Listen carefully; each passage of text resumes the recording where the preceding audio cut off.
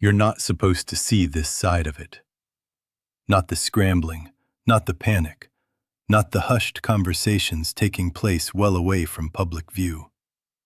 But something has gone seriously off the rails, and the people who believed they held all the cards are now scrambling to respond rather than steer.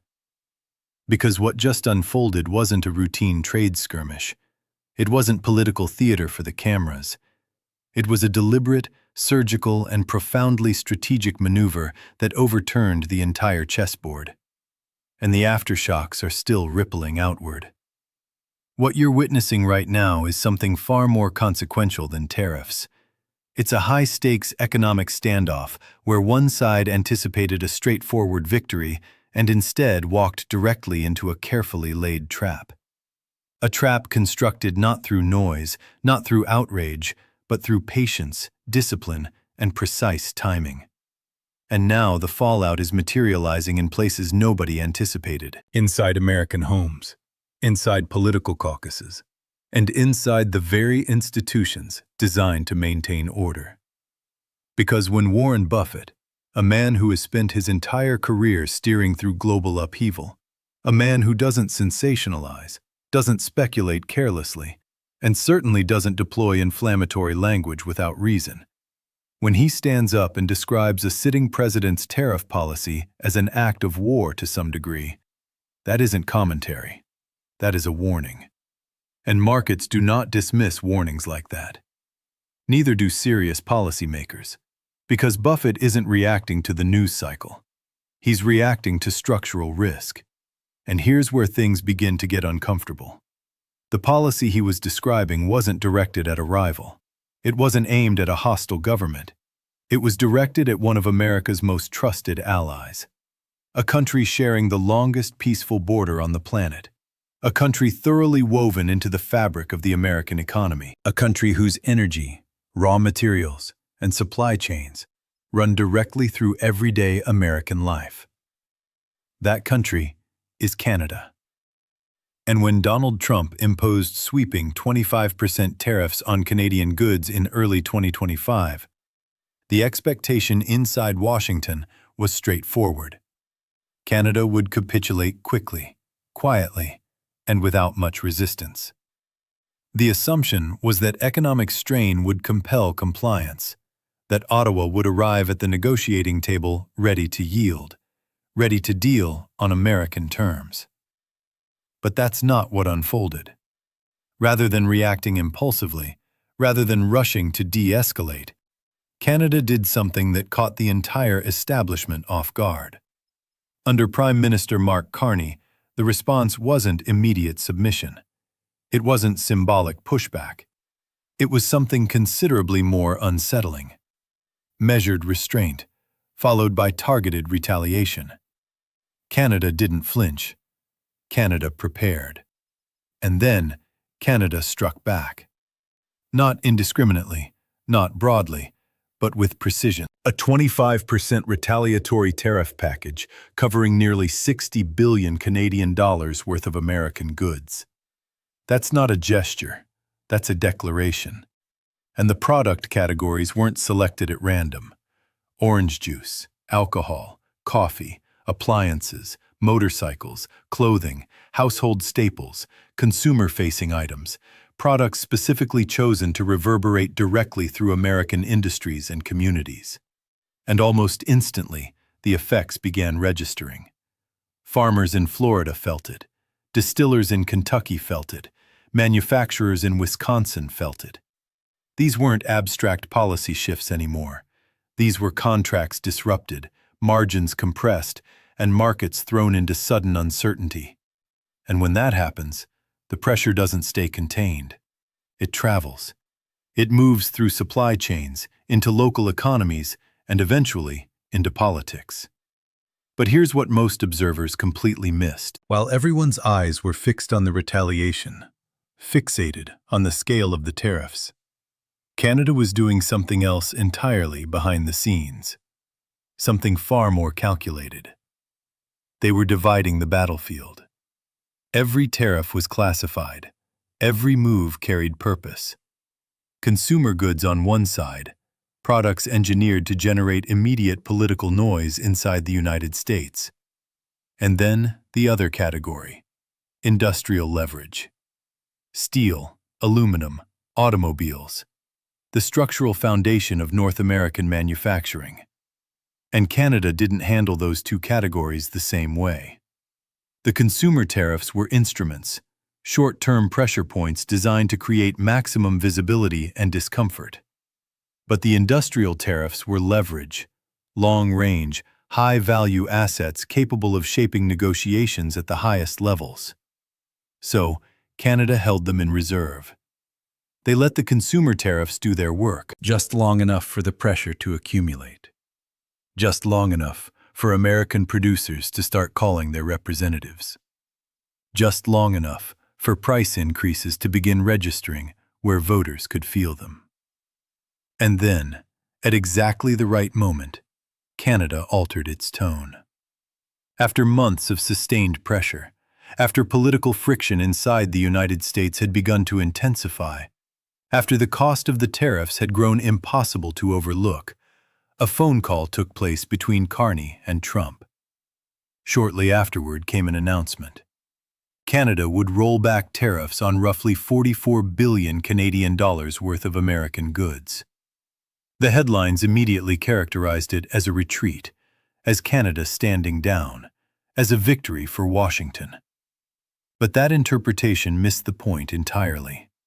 Because while those consumer tariffs were withdrawn, the real leverage, the steel, the aluminum, the automotive tariffs, remained completely intact. Every single one of them. This wasn't a concession. It was positioning. Carney himself explained it in terms that sounded almost offhand, but carried significant weight. He compared it to a hockey match. Dropping the gloves early might make sense in certain moments, but doing so late in the game when the stakes are highest could cost you everything. That wasn't a metaphor for surrender. It was a signal of command. Canada wasn't stepping aside. Canada was choosing the moment and location to apply force. And that distinction changes everything. Because now, instead of appearing confrontational, Canada appeared measured. Instead of escalating, they de-escalated with intent. They opened space for negotiation while quietly preserving the leverage that actually matters. And in doing so, they redirected the entire narrative. Suddenly, the conversation wasn't about Canadian retaliation anymore. It was about American policy, about surging costs, about political fractures, about the internal consequences of decisions made in Washington. And those consequences are very tangible. According to multiple nonpartisan economic assessments, including research from institutions like the Yale Budget Lab, the cost of these tariffs isn't being absorbed by corporations or foreign governments. It's being absorbed by American families. Roughly $1,000 to $2,400 per year per household. That's not theoretical. That's not a buried projection in a policy document. That's money leaving people's wallets every single year. And it surfaces in ways people don't always immediately trace back to policy. Higher vehicle prices, because the North American auto supply chain crosses borders repeatedly during production, and each crossing now carries friction. Industry projections suggest an additional $2,000 to $4,000 per vehicle attributable to these disruptions. Higher food costs, because agricultural commerce between the United States and Canada, worth approximately $70 billion annually, is no longer operating smoothly. When supply chains face disruption, costs migrate downstream. They land on supermarket shelves. Higher housing costs, because Canadian lumber plays an essential role in American construction. When tariffs drive up material costs, affordability suffers further in a market already under enormous pressure. This isn't a localized problem. It's systemic. And as the economic impact radiates outward, so does the political pressure. Because eventually, the people who bear the burden start asking questions, and those questions don't remain silent for long. They reach Congress, They reach election cycles. They reach the officials who must explain why this is happening. And that's where things begin to fracture. Because when policies designed to project strength start generating measurable economic pain, the narrative becomes increasingly difficult to sustain. And when that pain reaches voters, it compels a response from both sides of the political spectrum. That response is already beginning to take shape. But the more profound story, the one still unfolding beneath the surface, isn't purely about tariffs or trade balances. It's about strategy versus reaction. It's about long-range positioning versus short-term escalation. And it's about what happens when one side is operating several moves ahead, while the other is still processing the last one. Right now, that gap is growing. What makes this moment so precarious isn't simply the economic pressure. It's the political unraveling occurring underneath it. Because once the costs became visible, once industries began resisting and voters began absorbing the impact, the narrative inside Washington began to crack. And not subtly. In ways that suggest something more fundamental is breaking apart. At first, the response followed a familiar script. Double down, reinforce the message, stay the course. That's the default reaction when a policy starts showing cracks, particularly one bound so tightly to political identity. But this situation didn't behave like a typical policy dispute. It didn't stabilize. It didn't plateau.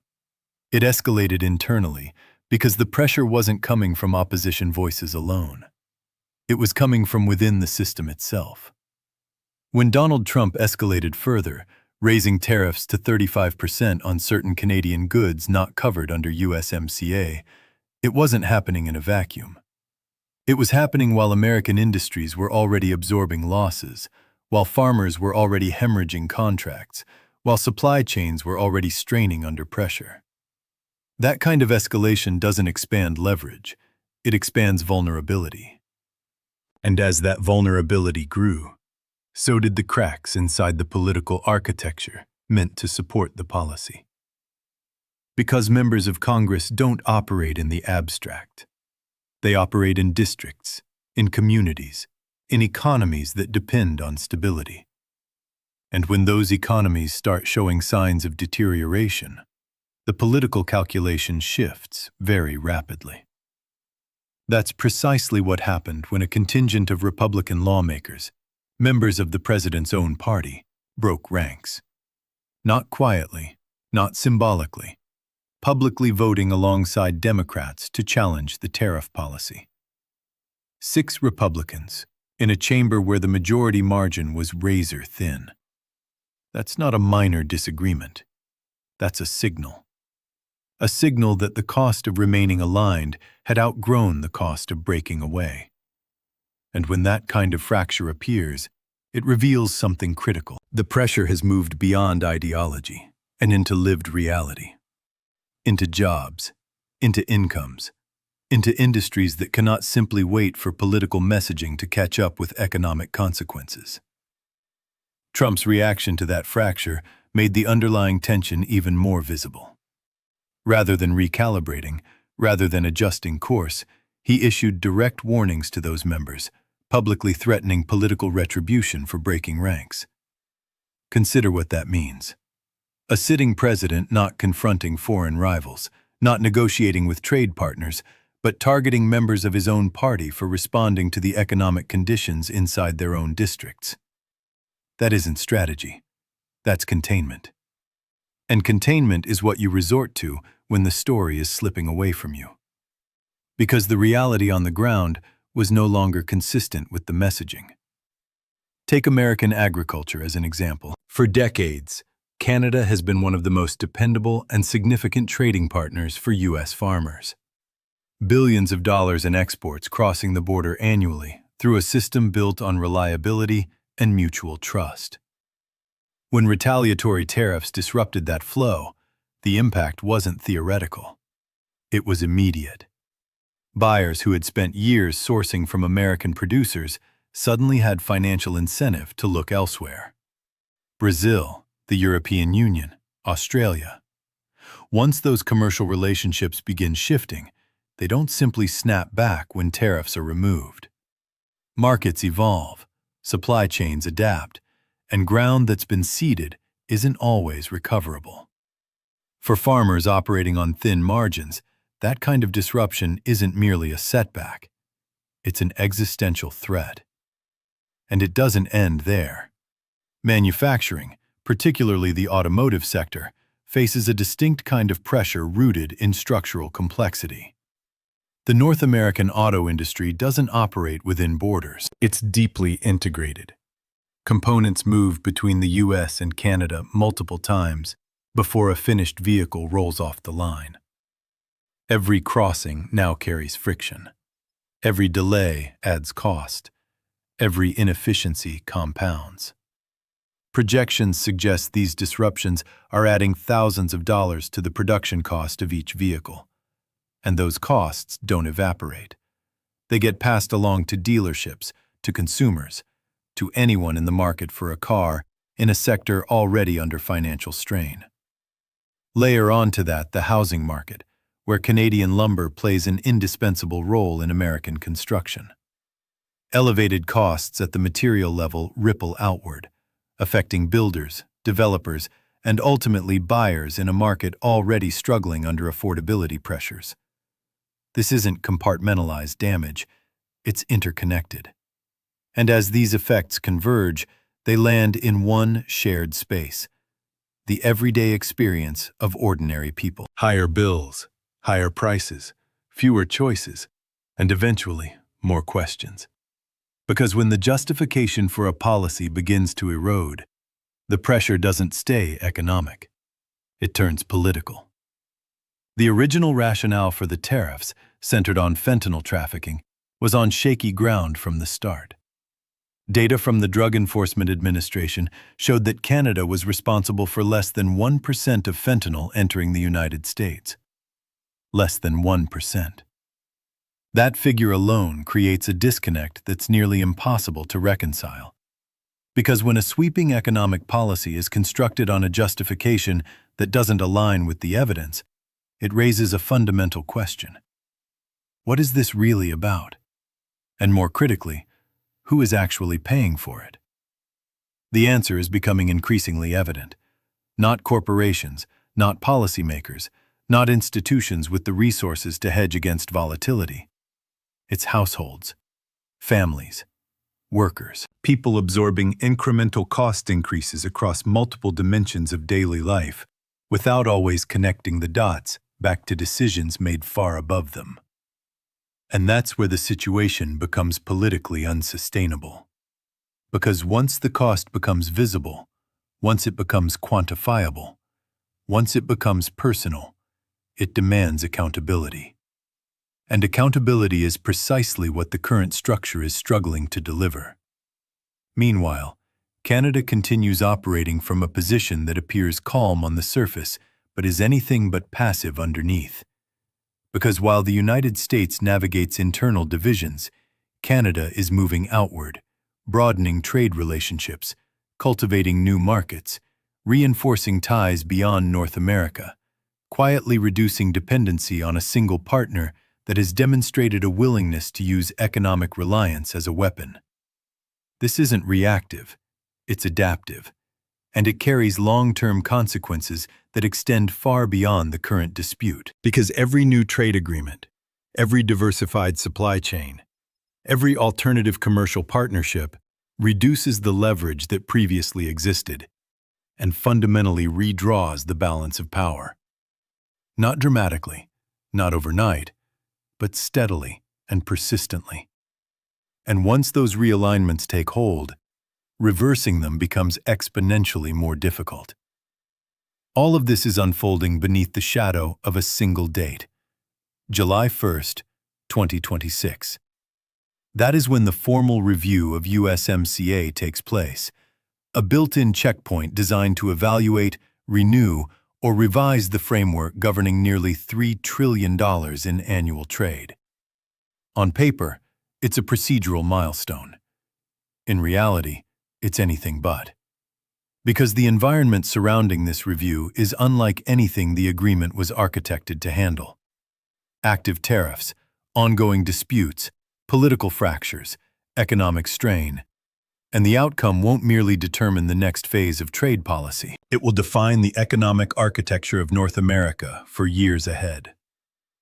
If stability is restored, the system holds. If uncertainty prevails, the consequences cascade.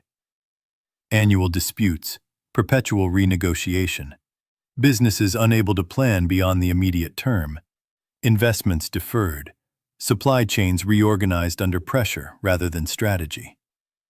That environment doesn't just slow growth, it reshapes it. And right now, all of those possibilities remain live. Because the underlying tension hasn't been resolved. It's still there, waiting. And as the timeline compresses, the margin for error shrinks. Decisions that could have been deliberate must now be urgent. Choices that could have been strategic are becoming reactive. And the window narrows, because once the review formally begins, the framework itself is in play.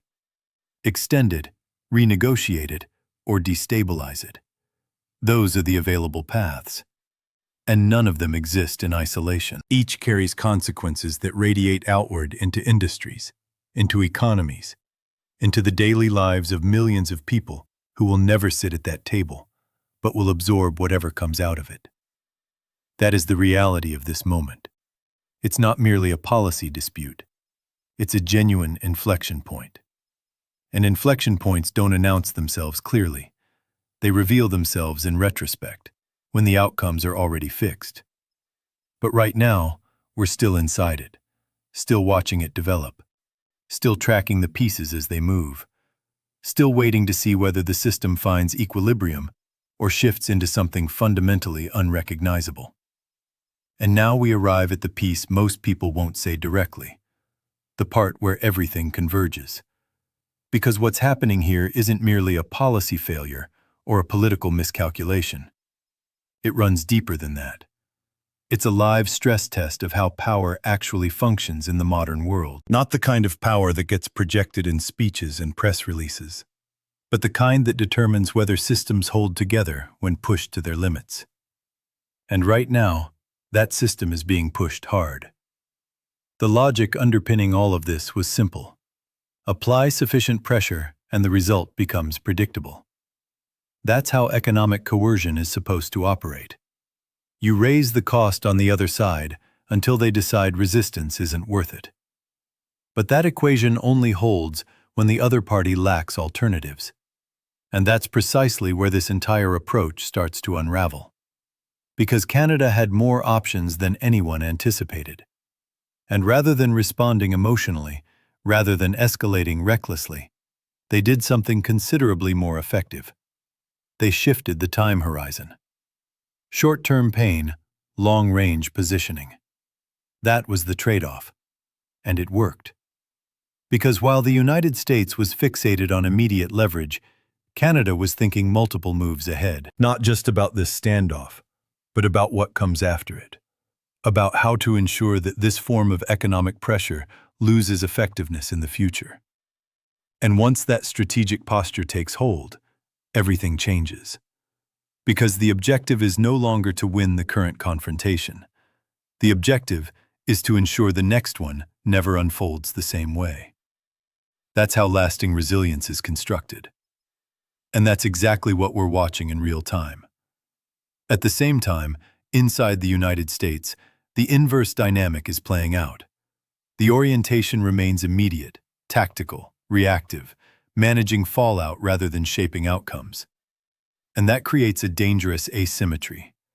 Because when one side is executing long-range strategy and the other is perpetually responding to near-term pressure, the distance between them widens with every exchange. You can already see it in the data. Roughly $1,000 to $2,400 per year. What multiple independent analyses estimate as the annual cost to the average American household under the existing tariff regime. That's not a one-time hit. That's recurring, compounding. It shows up in vehicle prices, where supply chain friction adds thousands to the cost of production. It shows up in grocery bills, where agricultural trade disruptions push everyday item prices upward, where pressure met resilience, where short-term thinking collided with long-range planning. And the result of that collision is still being written. But one conclusion is already visible. Economic power doesn't derive solely from scale or force. It comes from stability, from trust, from the capacity to build systems that others choose to join, not systems they feel compelled to escape. And right now, that distinction is growing impossible to dismiss. Because in the end, this was never exclusively about Canada and the United States. It was always about which model actually works.